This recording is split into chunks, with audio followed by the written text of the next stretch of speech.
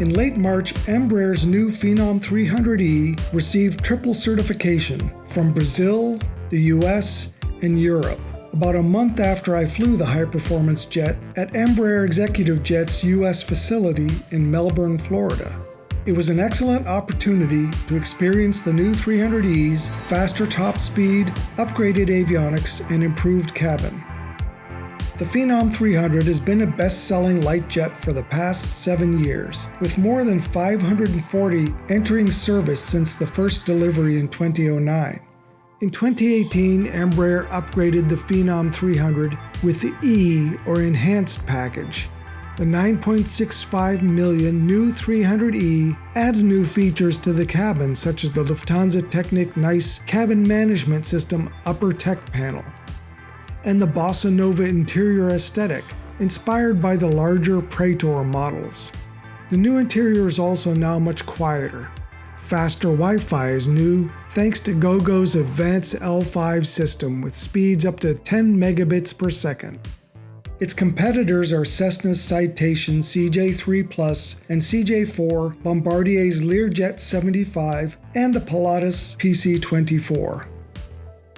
Production test pilot Steve Berst and demo pilot Sebastian Arazola briefed me on our flight plan, which would take us off the Florida coast for a performance speed check at altitude, then back down for maneuvering practice and demonstrations of the 300E's new stabilized approach and runway overrun and awareness alerting system, or ROAS. As it turned out, we gave ROAS a good workout.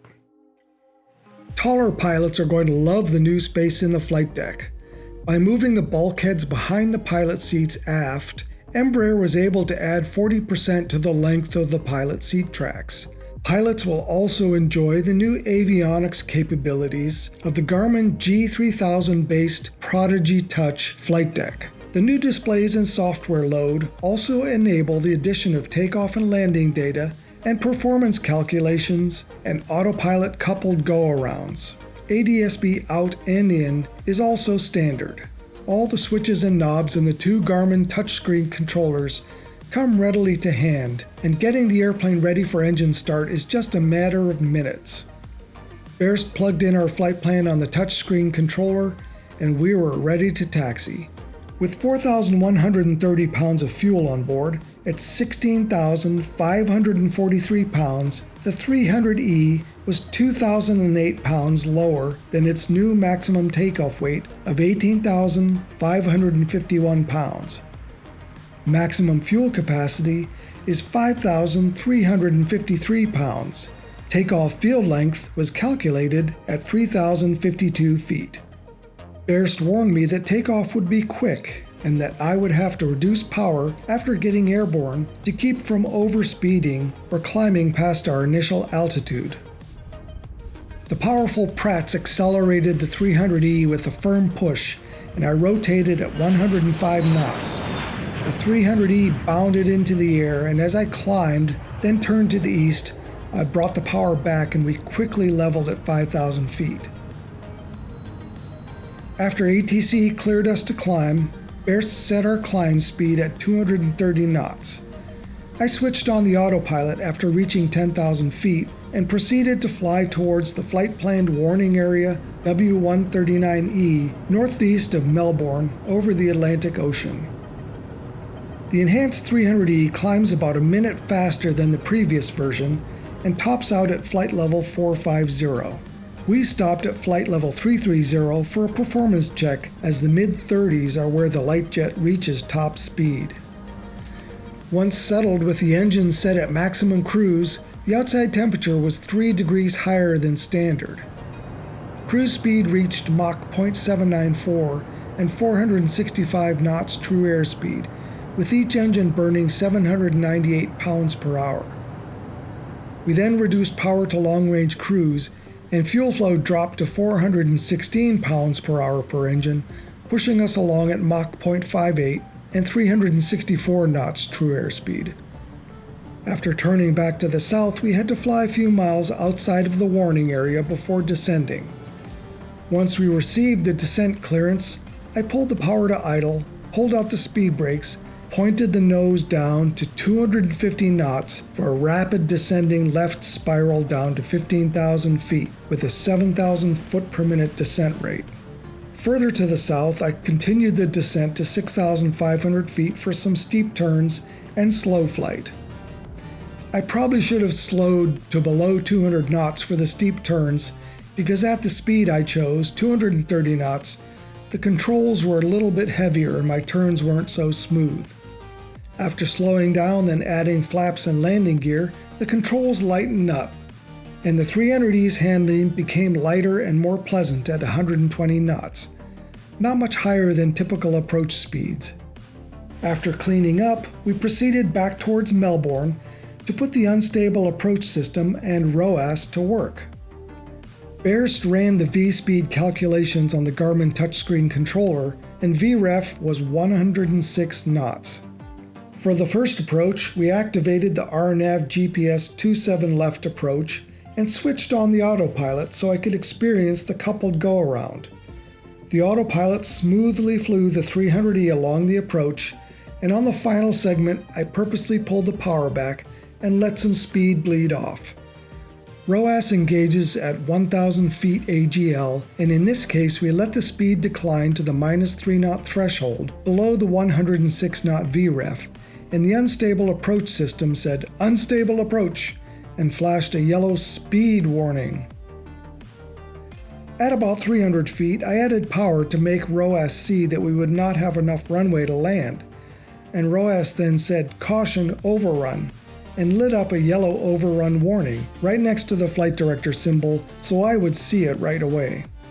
It continued warning me about the overrun until I pressed the takeoff go-around button on the side of the power lever and the airspeed increased.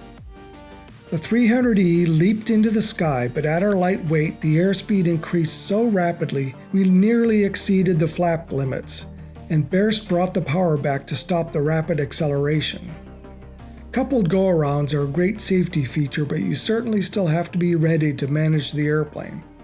Because the 300E can be flown by one pilot, training in this operation is essential, but hopefully a future upgrade will include auto throttles, with which Garmin has plenty of experience. In any case, this is still a lot better than the previous avionics in the Phenom 300, which disconnects the autopilot when you push the takeoff go-around button.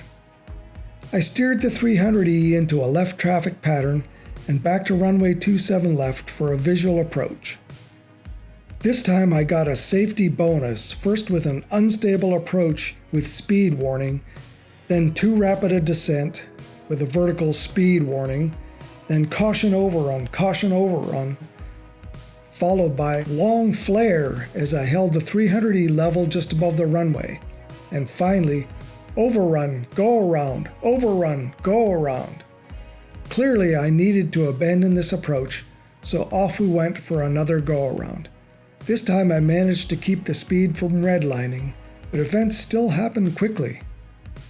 We finished the flight with the visual approach to runway 27 right, and this is now one of the offerings on the G3000's procedures menu, which sets a 3-degree glide path to the runway end. This time I managed to keep the ROAS from criticizing my flying or telling me to go around, and my approach was properly stabilized. I pulled the nose up a little too high before touching down, then let the nose drop onto the runway and gave the brakes enough of a push to activate the anti-skid system. Despite my attempt to flare for a smooth landing, the touchdown felt comfortably firm but not hard, thanks to the trailing link landing gear. Designed to reduce the risk of a runway overrun on landing, ROAS addresses one of the top issues in business aviation safety. Overruns are the third biggest cause of incidents and accidents in business aviation, and traditional mitigation efforts, such as training, aren't helping to reduce the accidents. ROAS is unique because it uses neural network algorithms to calculate runway distance in real time while the Phenom is approaching and landing. It takes into account deviations that may lead to an overrun and warns the pilot when flying too fast for the available runway if the pilot should do a go-around or needs to use maximum braking action once on the ground. ROAS bases its warnings, which are visual on the flight display and oral, on the actual weight of the airplane by recalculating in real time the aircraft's energy state. This is a significant safety system for business aircraft, although Airbus is also adding such a system for its commercial aircraft, and Gulfstream has developed a similar system for the new G700. Embraer's upgrades to the Phenom 300E are just part of the manufacturer's effort to respond to customer desires to keep their airplanes up to date, because a key part of customer loyalty is constantly improving the product. The upgrades all make a lot of sense and improve upon an airplane that is already an excellent performer, from a cabin and flight deck comfort perspective, but even more important, with greatly improved safety features.